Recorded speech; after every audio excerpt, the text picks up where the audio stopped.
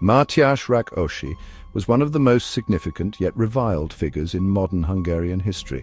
Often referred to as Stalin's best pupil, Rákosi ruled Hungary with an iron grip during the height of the Cold War.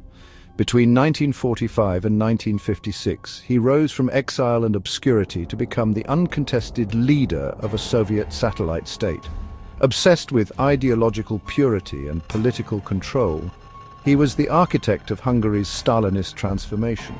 But his obsession with total control, his brutality in purging enemies real and imagined, and his catastrophic economic policies would all contribute to his spectacular fall and Hungary's explosive 1956 revolution.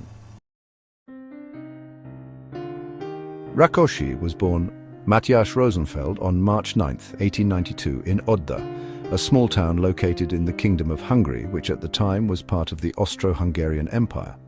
He came from a Jewish family, the son of József Rosenfeld, a shopkeeper, and Cecilia Ladera. The family was not religiously devout, and Rákosi would later adopt atheism and Marxism, rejecting his heritage in favor of class struggle and revolutionary activism. Rákosi studied at the University of Budapest and later at the University of Berlin. It was during these formative years that he became involved in left-wing student movements. His early exposure to socialism and Marxist literature, combined with the growing disillusionment with the crumbling Habsburg Empire, laid the ideological foundation for his future as a communist agitator. Rákosi served in the Austro-Hungarian army during World War I. In 1915, he was captured by Russian forces and spent the remainder of the war in Siberian prison camps.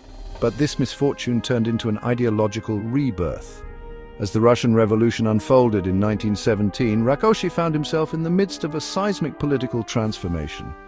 He was released by the Bolsheviks and eventually joined the communist movement in Russia, embracing Leninist ideology. This experience profoundly radicalized him. For Rákosi, the collapse of the Tsarist regime and the rise of proletarian rule in Russia was not just history unfolding, it was a political template. After the war, he returned to Hungary with renewed revolutionary fervor, determined to replicate the Soviet model. In 1919, Hungary saw the brief emergence of a communist government under Bela Kun. Rákosi was a key figure in this experiment, serving as People's Commissar for Trade. The Kun regime lasted only 133 days and collapsed amid chaos, economic disintegration and military pressure from Romania. After the fall of the Soviet Republic, Rákosi fled Hungary to avoid the White Terror unleashed by Admiral Miklos Horthy's counter-revolutionary regime. He spent time in Austria and Germany before settling in the Soviet Union in the early 1920s, where he deepened his connections with the Comintern. While many émigré communists were later caught in Stalin's purges, Rákosi managed to survive and thrive. His loyalty, bureaucratic discipline, and ideological rigidity earned him favor with Stalin. He became an agent of the Comintern, engaged in propaganda, organizational work, and intelligence. In 1935, Rákosi was arrested in Hungary while trying to organize underground communist activities and was imprisoned for nearly a decade. During World War II, Rákosi was held in various Hungarian prisons.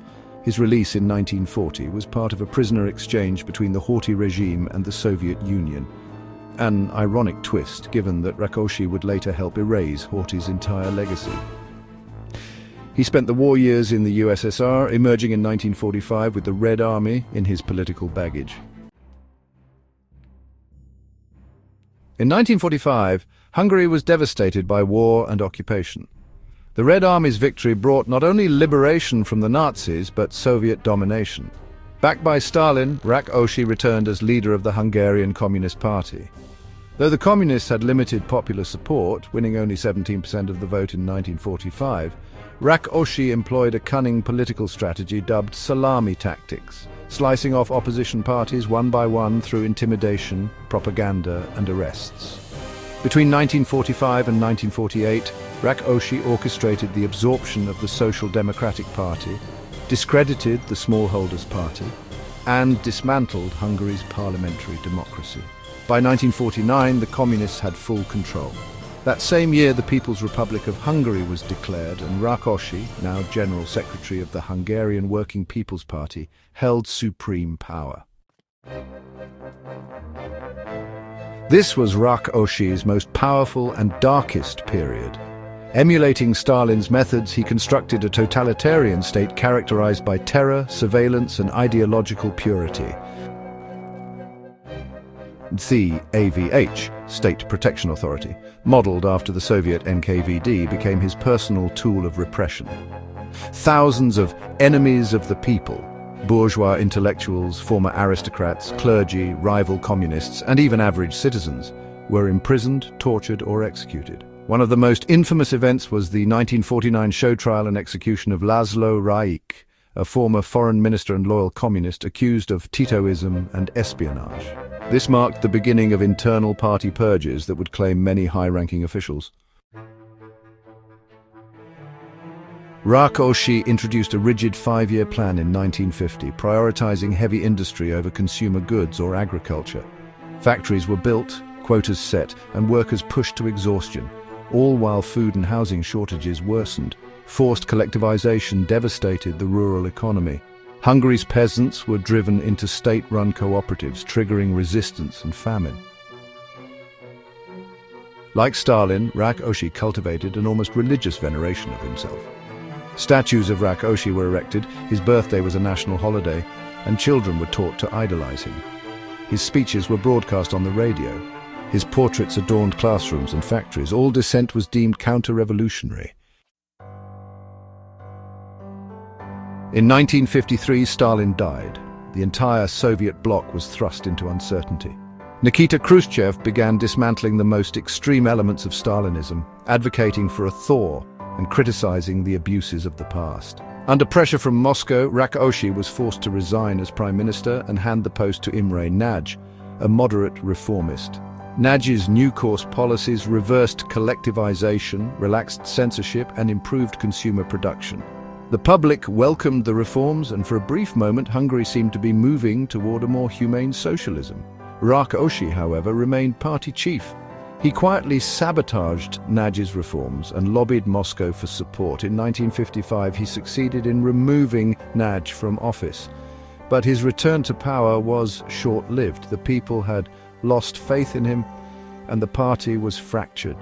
He was seen as a relic of a dark era, unable to adapt or reform. The final nail in Rákosi's coffin came in 1956, following Khrushchev's secret speech, denouncing Stalin's crimes. Public discontent exploded into mass demonstrations. Protesters called for Rákosi's removal, free elections, and withdrawal from the Warsaw Pact. Statues of Stalin were toppled, including the giant one in Budapest's Stalin Square, a potent symbol of Rákosi's collapsing order. In July 1956, Rákosi was ousted under direct Soviet orders and replaced by Ernő Gerő, another hardliner. But Gerő's unpopularity only fanned the flames of dissent.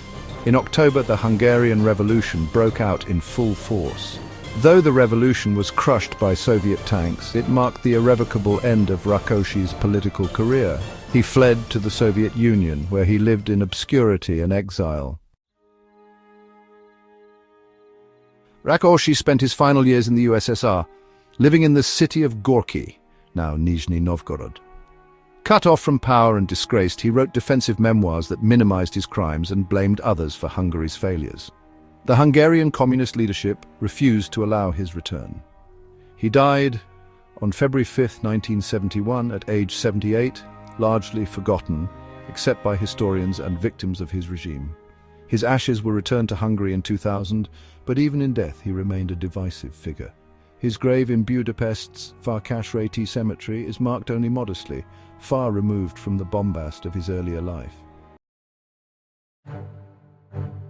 Mátyás, Rákosi's legacy is one of fear, suffering, and ideological madness. His dictatorship ushered in one of the darkest eras in Hungary's 20th century history. He destroyed democratic institutions, wrecked the economy, and turned Hungary into a Soviet puppet. His paranoia and devotion to Stalinism turned a war-ravaged but hopeful nation into a police state. But perhaps the most damning indictment is this: Even many of his fellow communists came to see him as a liability. His fall was not just a political shift, it was a purge of his style of leadership from history. Hungarians today remember him as a cautionary tale of tyranny cloaked in revolutionary rhetoric. His era remains a symbol of how totalitarianism, even in the name of equality, can destroy a nation's soul. Rákosi's story is not just about one man, it is a mirror of 20th century totalitarianism. His rise through ideological purity and political cunning, his rule by fear and repression, and his eventual downfall amid popular revolt reflect the broader currents of the Cold War world. In the end, Mátyás Rákosi tried to mold Hungary in Stalin's image, but instead he ignited a revolution. In Hungary's long struggle for freedom, Rákosi represents the darkest night before the dawn. Thanks for watching. For more bite-sized bits of blistering history, please like and subscribe.